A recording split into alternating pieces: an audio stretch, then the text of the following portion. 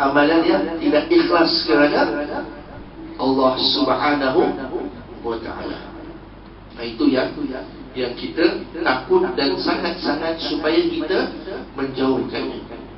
Lagi pula tuan-tuan ni, saya yakin dan pasti orang yang bertugas di dalam posisi yang sangat-sangat genting, maksudnya keselamatan. Orang kata orang yang bertugas ditempatkan orang kata bahagian keselamatan ataupun menjaga kemakmuran negara, ada disebut di dalam hadis baginda sallallahu alaihi wasallam.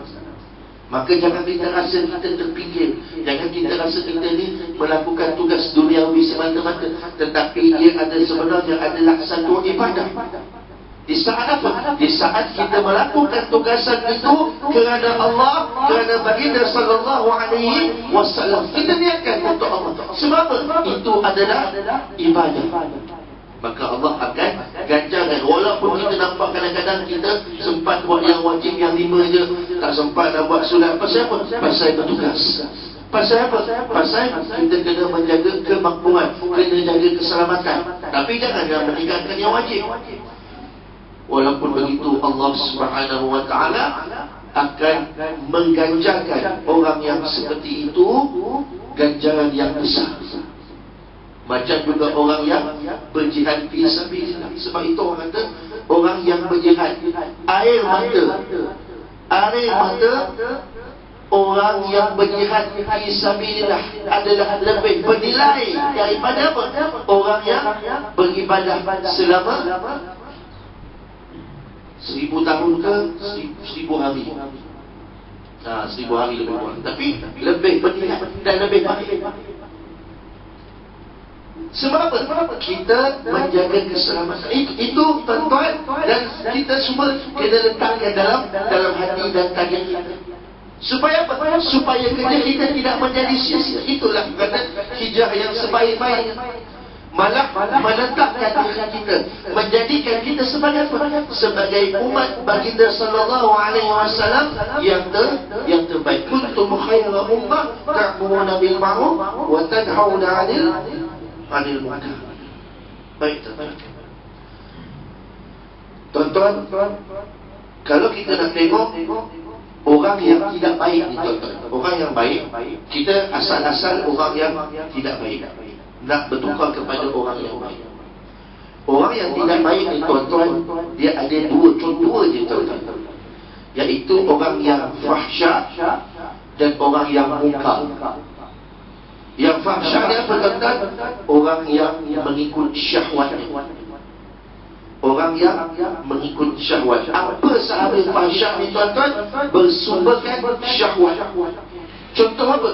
Contoh melihat benda yang tidak sepatutnya kita lihat.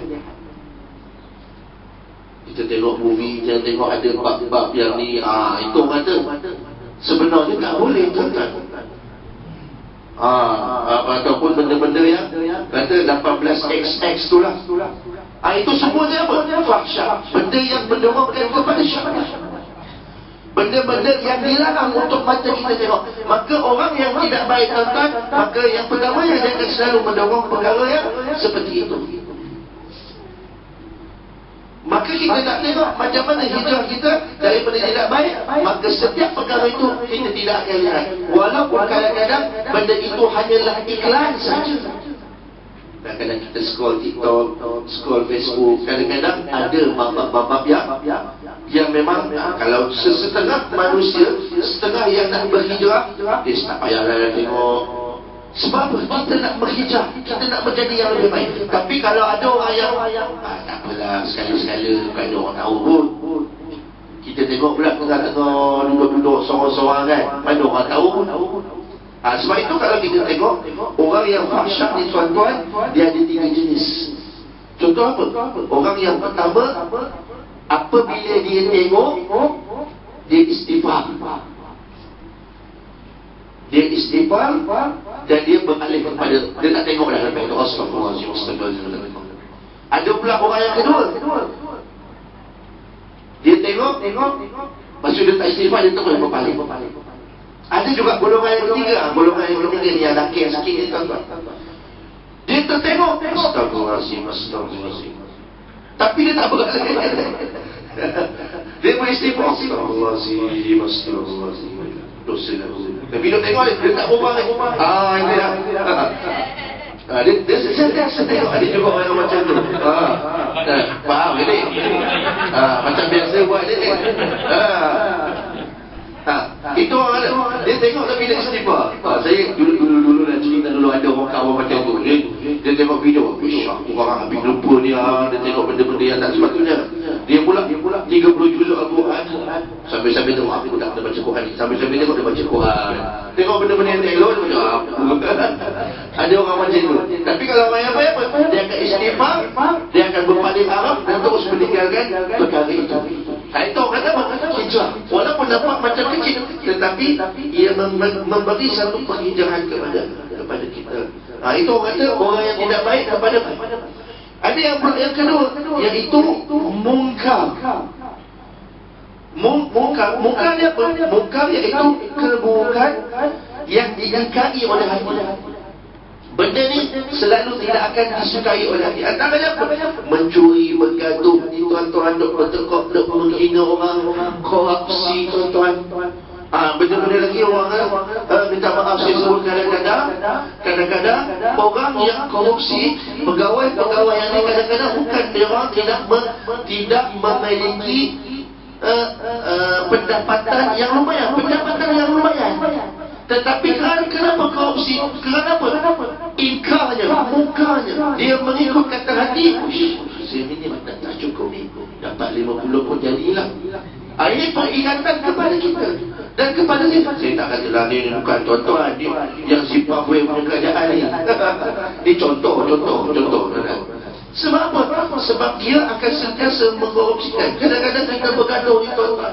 Kadang-kadang ada benda yang tersilap kadang sedikit menyebabkan kita naik darah, semangat kita marah. Maka itu semuanya perbuatan. Sebab itu Nabi SAW mengatakan di dalam hadis 40 Imam Nawawi, la taghdab. Faham tak maksud la taghdab?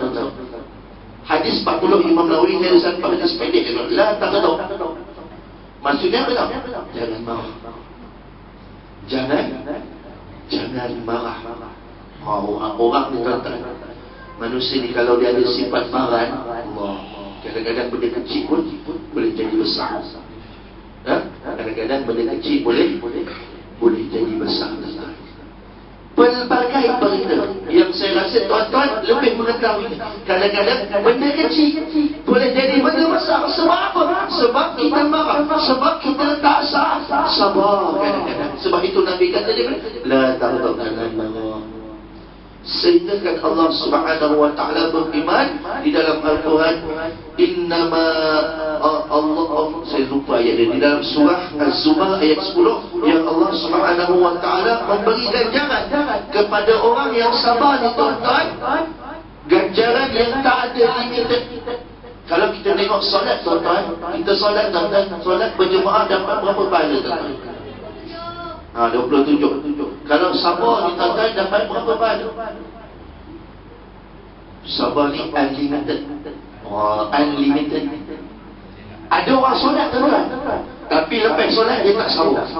Lepas solat dia boleh marah orang. Ada tak kena? Lepas solat tiba-tiba dia marah-marah. Dia macam sebab apa? Sebab solat dia tidak menolak kepada kemungkaran. Solat dia ada sambil tidur. Sebab itu dalam keadaan kita solat, kalau solat kita tidak boleh menolak kita daripada fahsyat, tak boleh menolak daripada munkar, maka ada something wrong, ada kekurangan di dalam solat kita. Tuan-tuan, solat ini tuan-tuan sebenarnya mendatangkan ketenangan. Ala bizikrillah tatma'innul qulub.